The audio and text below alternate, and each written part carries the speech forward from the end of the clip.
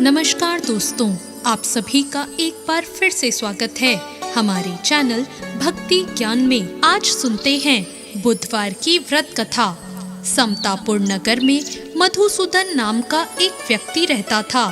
वो बहुत ही धनवान था। मधुसूदन का विवाह बलरामपुर नगर की सुंदर लड़की संगीता से हुआ था।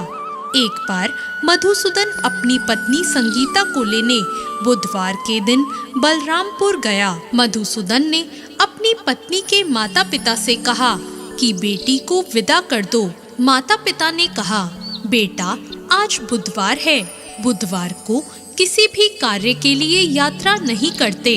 लेकिन मधुसूदन नहीं माना। उसने ऐसी शुभ अशुभ बातों को ना मानने की बात कही और फिर उसने अपनी पत्नी को लेकर बैलगाड़ी से यात्रा प्रारंभ कर दी।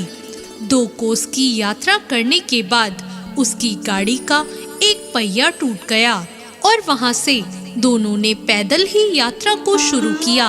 रास्ते में संगीता को प्यास लगी।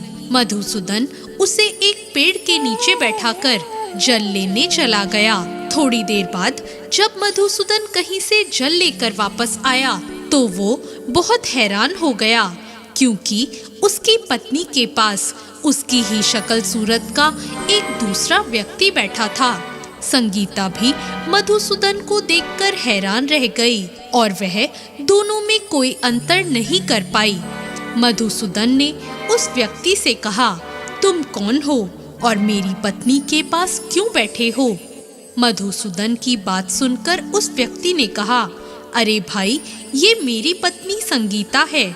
मैं अपनी पत्नी को ससुराल से विदा करके लाया हूँ।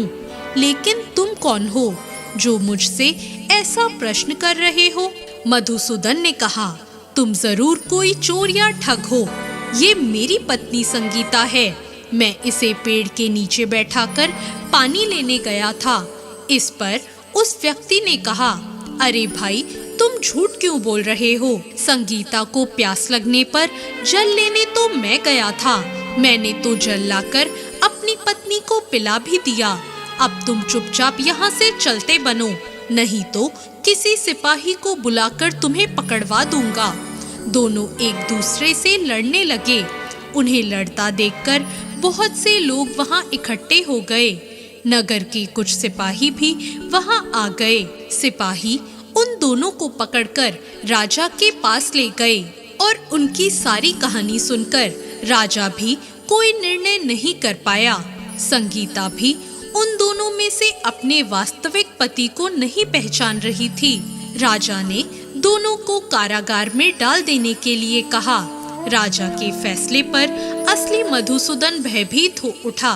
तभी आकाशवाणी हुई, मधुसूदन, तूने संगीता के माता पिता की बात नहीं मानी और बुधवार के दिन अपनी पत्नी को अपने ससुराल से लेकर घर की ओर प्रस्थान किया। यह सब भगवान बुद्ध देव का प्रकोप है। मधुसूदन ने भगवान बुद्ध देव से प्रार्थना की कि हे भगवान, मुझे क्षमा कर दीजिए। मुझसे बहुत बड़ी गलती हुई है। भविष्य में मैं कभी ऐसा नहीं करूँगा। मधुसूदन के प्रार्थना करने से भगवान बुद्ध देव ने उसे क्षमा कर दिया और तभी दूसरा व्यक्ति राजा के सामने से गायब हो गया। राजा और दूसरे लोग इस चमत्कार को देखकर हैरान रह गए। भगवान बुद्ध देव की इस अनुकंपा से राजा ने मधुसूदन और उसकी पत्नी को सम्मान पूर्वक विदा किया। दोनों समतापुर की ओर चल दिए।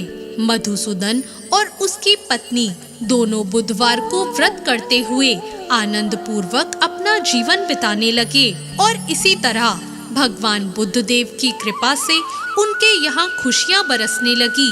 और इसी तरह जो भी विधिवत बुधवार का व्रत करके कथा सुनते हैं, भगवान बुद्ध देव उनके सभी कष्टों को दूर करते हैं। तो ये थी आज की कथा।